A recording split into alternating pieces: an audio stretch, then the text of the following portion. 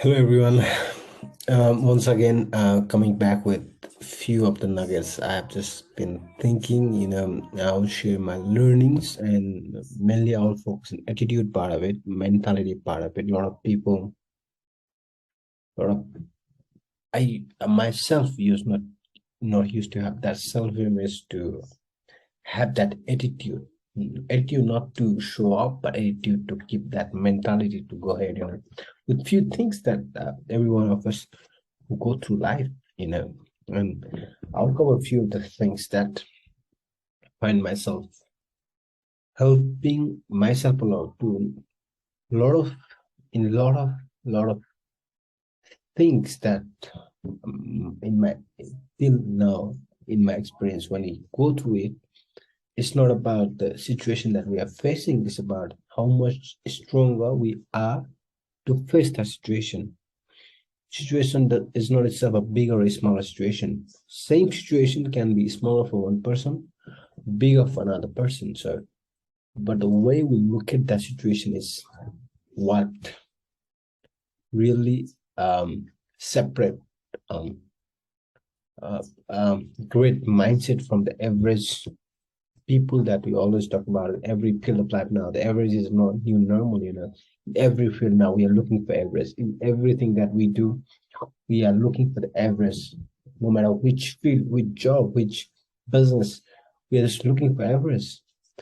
And in that way, we are killing ourselves. So a lot of people want to be average. They don't want to get more from average. They don't want less from average, and they will be average, and they will just stick into it for a lifetime, and which I don't want to be. And I will and the first thing I'll put is growth. Your growth, my growth, personal growth. A lot of people put cap into the growth, like that cap, so that it's like you. Some people, myself, I have been to that situation where I feel like I know everything. Now I'm putting cap into the top of my water level. I'm not letting people fill in that bottle, even if it's empty. And it's like the one who created us has given us the only limited bottle that you can learn. It's not that way. We are growing with it. The one that created us should have given the unlimited learning capacity. And but as you grow in life, we put ourselves a growth cap. This is the limit. I don't want to grow. In that way, I think we are creating ourselves in a wrong way. I'm feeling that way. And putting that and we are putting that cap on the growth. That's the worst way of putting ourselves into. Like, what is the growth cap? There shouldn't have any growth cap. It's like I have breathed already a lot. I don't want to breathe more. It's not gonna work that way. You have to few things in life that we have to keep on going no matter what till the end of the day, till we lose our life. Is one is our growth, and another things are few fundamental things. That is the first thing I think is health, of course, and second thing is our growth. We shouldn't stop at any point.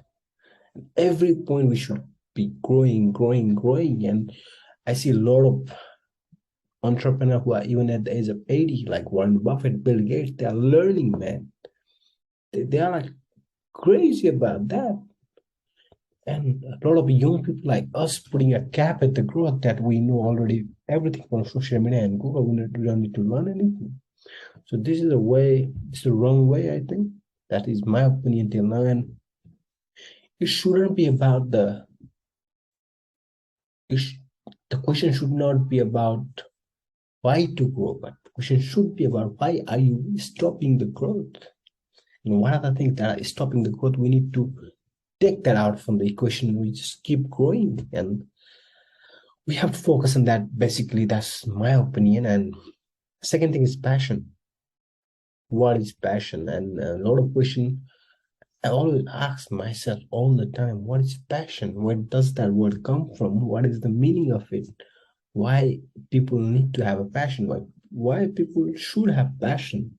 What is the passion of the person who has not even getting a proper food? What is the passion for the person who has got like everything in life? What is it? But the question I found the answer, like I was looking for, I just maybe I created it. The answer is not what is my passion. The question is, why am I doing the things that I am doing right now? The way we have been growing, it's like people created do that, do this, do that. You can't do it, you can't do that. In our culture, in our society, in the way we build our parents, our brother, sister, everything, they have put some kind of notion in our brain that we can't do that, we can't do that. It's not us showing it to the world that what we can do is them, is the preconceived notion that other people have put into us, that we said I can't do it and we can't do it. And in that way, it's hard to find something that you love to do, because now we are looking, hey, that guy will not approve what I'm doing. And in that way, we keep ourselves away from the thing that we like to do. How do you know what is the passion, man, if we don't try a lot of things? And we need to try multiple things to know what suits us, not a bad things, but good things that you are scared to do. If you never tried bungee jumping, how do you know how does that feel? So passion is about finding something. When trying to find things that makes you feel completed when you do, without getting the reward, without expectation, and without getting the reward, but you are willing to put that work without even getting the reward, man. That's I think that's the passion. That's the definition I can give right now. And this is the main point. Okay, the next point I'm moving into is time. This really big thing people like us look into, the fact that why things are not happening. If something doesn't happen, we don't look at how much effort we have put into it in the first place. We look at how much time we have put into it. How crazy is that? We don't look at how much effort we have put into something. We look at the time, how much time we have given to it without not even working. And in that way, we evaluate ourselves. Now, if time is the thing that can evaluate how much we need to get from the system, from life, all the people like older than 50 years old should be happy, man. They have given all these 50 years of their life doing something. They have given the time, but they are not happy. It's not because of the time people have given. It's about the effort within the time. Some people will take 10 years to do the same thing. Some people will take 3 years. Some people will take even 2 years. Some people will take 7 years. It's different for different people. It's because of the effort we put into it. It's not about the time that takes to go into it. What of us, I used to make the same assumption when the time is there. Time is not even of course, they need to have a passions, but passions with work ethics. Passions with work. If I'm working and if I'm only looking at that, how much time I have given to something, I don't think that's the right way to look into it. And I already said that people after 50 should look happier. If the time was the issue, man. Time will never be an issue. Time is never an issue. It's all about effort that we put into. And now we are looking into the factor. Oh, this much time I have given to do this, and now I'm not getting anything. It's not about time, it's about real effort that I put into it. It's not even happening. It's like it's different for different people. because of different scenarios that goes behind it. But the only factor we look at it time, and that's not how the way it will work. We have to look different factors from the time. And I think this is a really good topic to cover, but I'll cover in to future videos and all those things. I think it's decision. One thing I've learned about decision is that decision not taken is also a decision which we haven't realized it. In life, we go through things, but the decision we haven't taken right now is a decision that is taken like it's just a natural process. So, and a lot of people, how is there is one question behind the decision I always ask myself: why am I making the decision that I am making right now? It's not like a lot of people just hang around something and they don't even look beyond that. A lot of people look at the Google review and they make their life decision, man. How sad is that? Of course, you can do that. It's not even like it's not that you don't have to do that, but just do your own research. Do your consult with the right people, consult with the right thing, consult with the right head, man. If you have some brain cap that someone already put it into you, like it's a bad thing. There's one thing I would like to share. If you are saying something is good, you need to know the reason why it's good. And if you are saying something is bad, if you are saying no to something, you need to know why you are saying no to. It's not like a lot of people, we are designed in a way that we have a lot of no's in our life. Like in our life, you can't do that, you can't do this. Like I already said in that good part. This is no. Can I do this? No. Can I get that? No, no, no, no, no. We have been through a lot of no's in our life, and the easiest thing to say in our life is no. And we don't realize why we have said no, or we don't even realize why we have said yes. But the question is, before taking any decision, making any mental decision that can shape your future, you should know why you're saying what you're saying. You should have a clear answer. If you don't have a clear answer, you should have a clear consultation with someone that has the clear answer. You can't just say no and just go through life. It's not going to happen. You have to have a clear answer. And in life, if you don't have the clear answer, life will make something out of it and make its own answer, and it will go. It will just flow. It's just like a river. It has to flow. It will not stop. Life will not stop because I said no to life. It has to go. Life will not stop. If I say yes to it, it has to go. So the flow has to go, but we have to decide for ourselves. And another thing is blaming everyone. Now, the way I know a lot of people doing that, but just a normal scenario that I would like to give is blaming everyone, blaming mom, blaming dad, blaming society, blaming the system. This is capitalist, this is communist, this is this stick, this is that stick, and we are blaming everything, blaming the son that not even born, blaming the person that already died, blaming the system, blaming Google, blaming everything. And now we have like keeping safe in between all the blames. We are putting ourselves in a safe hand. And we have the reason why we don't have what we need to have. We have all the reasons behind it. And because we are blaming everyone around it, man. If you don't even speak, if you don't blame by speaking to others, you are blaming inside your head without not even thinking. And that's the worst way of blaming.